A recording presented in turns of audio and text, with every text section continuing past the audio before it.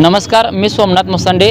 आज जिल्हा परिषद आणि पंचायत समिती या निवडणुकीसाठी अर्ज भरण्याचा शेवटचा दिवस होता। आजच्या दिवसामध्ये मोहोळ तालुक्यातील राजकारणामध्ये अनेक फेरबदल झाल्याचे पाहायला मिळाले। असे असताना काल राष्ट्रवादी काँग्रेसकडून विविध घडामोडी होतील असं सांगण्यात आलं, परंतु आज शिवसेनेकडून बऱ्याच जिल्हा परिषद गटामध्ये उमेदवारी अर्ज दाखल करण्यात येत आहेत। आज आपण मोहोळ जिल्हा परिषद गटामध्ये निवडणुकीच्या शेवटच्या दिवशी अनेक उमेदवारांचे अर्ज दाखल केले। तर मोहोळ तालुक्यातील किती गटामधून शिवसेना लढणार आहे आणि किती गटात उमेदवार दाखल केले आहेत? शिवसेना पक्षप्रमुख माननीय उद्धव बाळासाहेब ठाकरे साहेबांच्या आदेशाने सोलापूर जिल्ह्यातील जिल्हा परिषद पंचायत समितीची निवडणूक जाहीर झाल्यानंतर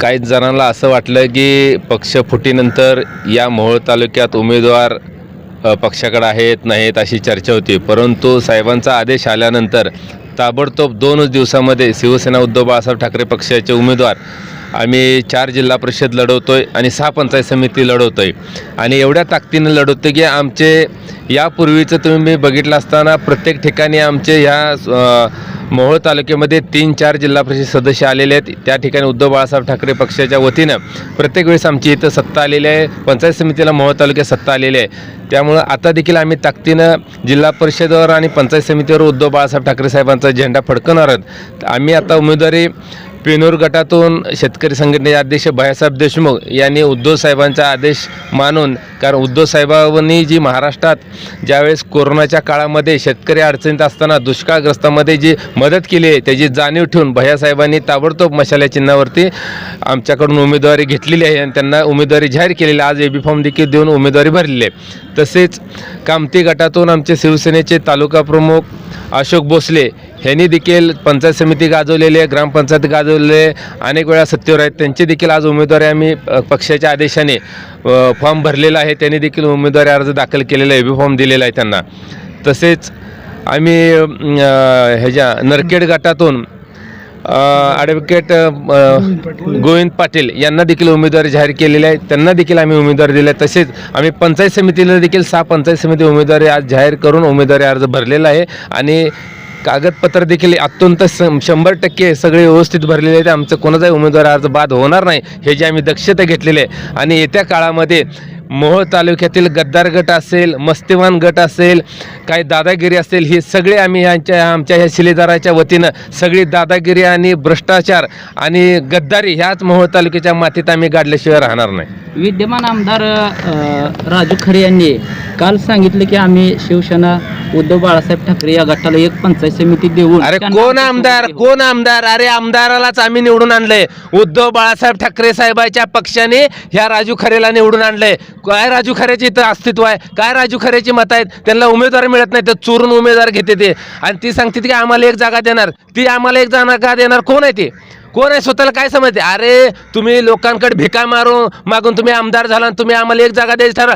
आम्ही भीती केली तर आम्ही ठरवणार तुम्हाला किती जागा। तुम्ही शहाणपणा शिकवायचं नाही, तुम्ही आम्हाला सांगायचं नाही। उद्धव साहेबांच्या शिवसेनेला तुम्ही शिकवायचं नाही किती जागा देणार। आमच्या प्रत्येक मतदारसंघात प्रत्येक गावागावात आमचे कार्यकर्ते आहेत। मोहोळ तालुक्यात नेता असो किंवा नसो, मोहोळ तालुक्यात शिवसेना उद्धव बाळासाहेब ठाकरे पक्षाचे 50 ते 55 हजार मत आहेत आणि तुम्ही आयजी जीवर बायजी व्हायला चालला का? तुम्ही आम्हाला एक जागा देणार का? तुम्ही आम्हाला शहाणपणा शिकवणार का? आम्ही आत्तापर्यंत गप्प आहे ह्याचा अर्थ आम्ही तुम्हाला सहन करतोय असं नाही। जशा तसं उत्तर देईल। शिवसेना उद्धव बाळासाहेब ठाकरे पक्षाच्या आणि कार्यकर्त्याविषयी बोलताना तुम्ही जपून बोलायचं, तुम्ही आमच्या बाबतीत बोलताना विचार करून बोलायचं। तुम्ही आम्हाला जर नख लावाल जाल तर आम्ही हात लावाल जाईल, लक्षात ठेवा।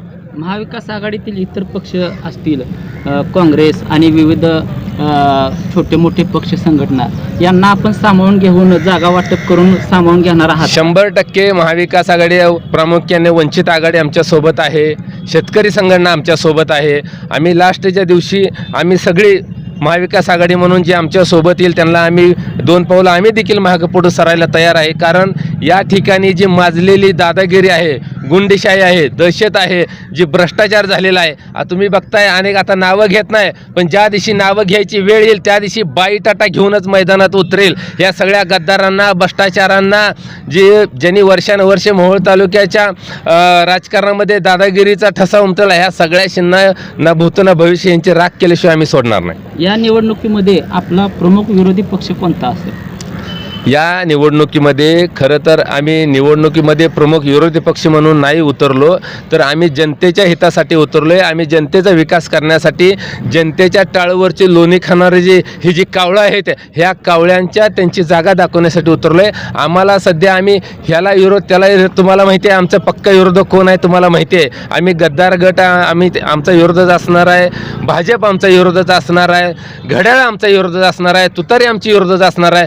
जर ती महाविकास आघाडी म्हणून या गटाला जर थांबवून येत असेल, आता बघा हापापलेली आजपर्यंत महाविकास आघाडी करतो म्हणून वरडत होते, आजपर्यंत महाविकास आघाडी करतो म्हणून छाती बडवून घेत होते, आणि आज ज्यांनी महाविकास आघाडी निर्माण केली असे शिवसेना उद्धव बाळासाहेब ठाकरे साहेबांच्याच कार्यकर्त्याला विचारात घेतलं नाही, म्हणून ह्यांची जागा ह्यांना दावण्यासाठी मोहोळ तालुक्यात शिवसेना ओरिजिनल कोणाची आहे आणि तुम्ही जे पुढारपण करताय ती शिवसेनेच्या जीवावर पुढारपण झालेलं आहे. तुमचं पुढारपण ह्या मोहोळ तालुक्याच्या समोर, मोहोळ तालुक्याच्या सगळ्या मतदारांच्या समोर त्यांच्या डोळ्यासमोर मातीत गाडल्याशिवाय आम्ही सोडणार नाही.